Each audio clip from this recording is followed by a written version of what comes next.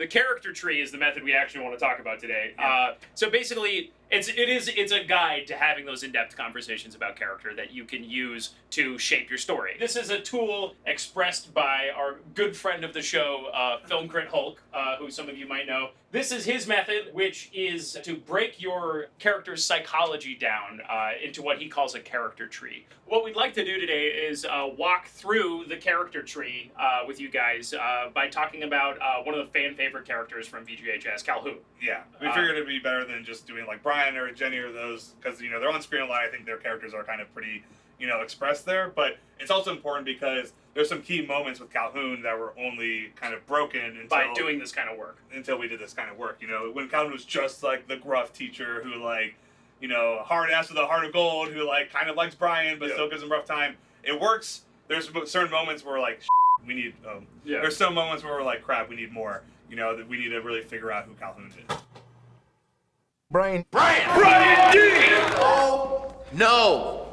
Just got coffee. So we're going to start at the feet, which does not actually describe what they wear on their shoes, on their feet, but is about obvious, tangible details about a character. Yeah. This is everything from what do they look like, what's their occupation, what is their personal history. Like if you were to look up a Wikipedia article about Calhoun, what would it say when you clicked on the set part about his background? How did they grow up? What did they, what was their family like? Those very surface level personal history details that inform a character a lot. This is something that hasn't shown up in the original season, in the 2 seasons of the show yet, but maybe it'll show up in season 3, is that Calhoun is a former VGHS alum. Yeah. That he went to the school back in the day, and that's sort of shooting up the tree for a second is one of the reasons why VGHS is so important to him. Yeah. And he believes in the institution. You'll find that really simple stuff like that end up affecting the psyche of the character, which is why the tree is kind of a good metaphor. It's Harley, so he's big, and he's got a scary beard, and he's like 9 feet tall. Beard. Here's one of the things. Even tired is like tired looking. He's an administrator. He's just worn down a little bit by his day-to-day. One of the big moments of season 2 is Calhoun coming to Brian. We wanted Calhoun to be the father figure in that moment, which I think was a nice surprise. I think a lot of comments were happy with that. You've seen this scene a lot. The stern, patronly mentor drops the mask for a second and gives the kid some good advice. And we didn't want it to feel like a cliche. We wanted to feel it really close to the character. And we knew Brian was going to be beating himself up and feeling down. And the scene didn't pop until we thought about Calhoun more. Yeah. And I think it was you came up with this line where you're like, "You're not a jerk, Brian. My kid's a jerk." And it was like, oh my God, that's the character. It just kind of instantly made sense. You're not a jerk. Believe me, my kid's a jerk. Hardcore. He has a 2-year-old. Yeah, he has a 2-year-old that screams and throws spaghetti at him. He comes from work and he's got to deal with a little kid. He clearly is a guy who's paying bills. Yeah.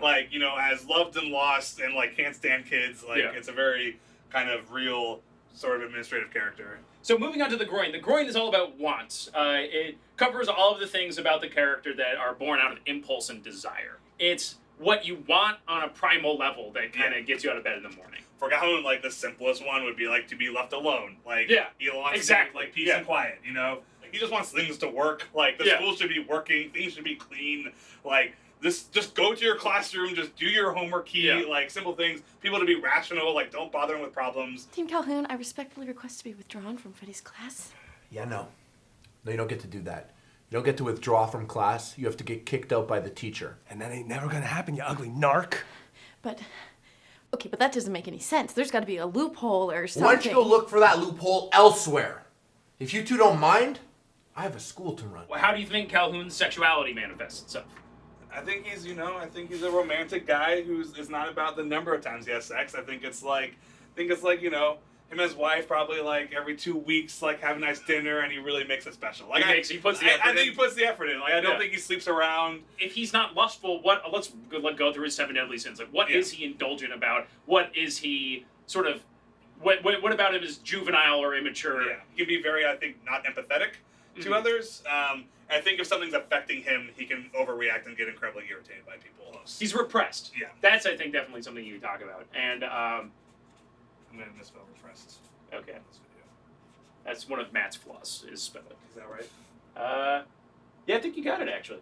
All Moving on to heart. The heart is essentially all the things that they secretly need in their life to make them a better, more functional person. This should be less about what you thinking the character needs, or like thinking that like people like this deserve, and more about like looking at where their flaws lead them to be.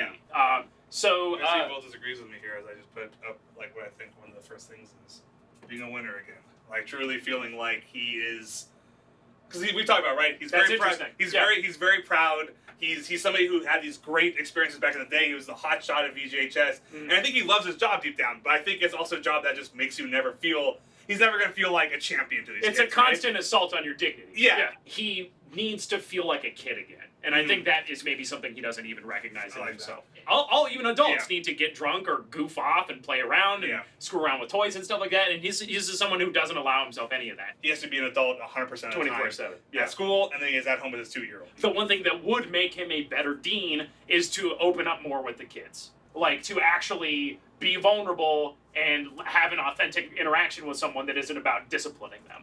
So that is hard. And again, this is the really exciting part. This is where the character really starts to come to life. Like, here you've got like a shell. Now with Groin, you've got like a cliche.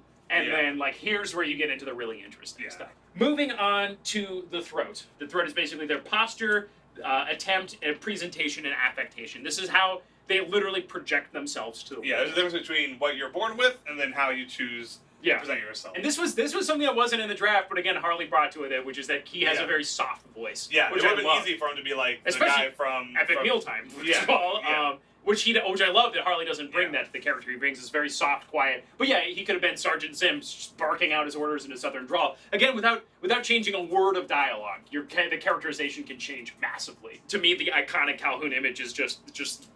And then the coffee. You know what I mean? It's same when he puts up a wall with the kids, he is a wall. He wants to be a wall. Yeah. It's a very, there's nothing joking about him. He's not loose, there's nothing fun. It's, don't mess around, this is serious, I'm serious, take me seriously. You're not getting emotions in here, I'm not projecting them. Just go. Bounce off of the wall. Yeah, exactly. We're moving up the ladder now into the left cheek and right cheek, which is basically, it's another way of saying the left brain and the right brain. So we'll start with the left cheek. The left cheek deals with rationality. How smart is Calhoun? I think Calhoun's actually very smart. He's the classic example of a guy who's smart enough, but maybe not empathetic enough to know maybe not everybody can be as smart as him. So there's an element of like, go fix it. Like Brian's complains, like I don't have tuition. Like go. Here's a mop. Here's a mop. Like get a job. Like it's a very simple. Like it's logical. It's logical before it's emotional, and I think he solves problems logically in as few steps as he can. This is not someone who I think is going to do a lot of talking about how people feel. Or is he? I don't even think he's necessarily interested in coming up with like a creative solution to problems. He's just trying to come up with a simple solution to problems. He's pragmatic. He's very pragmatic. So let's talk about his right cheek. The right cheek is their ethics and their soul, and exposes their right-brained sort of activities and abilities. He's maybe not artistic, but I don't think that like flows out of him naturally. Like if you were to like show him two like paintings and ask him which one he likes more, he would pick the one like that was more realistic. Like he would be like, if he'd be the guy who'd be like, oh, I like that drawing, and it's like a really technical drawing of something. Like it really looks like the thing that it looks like, you know? He wouldn't be like, he wouldn't go in for like an impressionistic painting of a butterfly that's like a blur. You know what I mean? You kind of bring up when he said an engineer. He'd be an engineer, he wouldn't be an architect.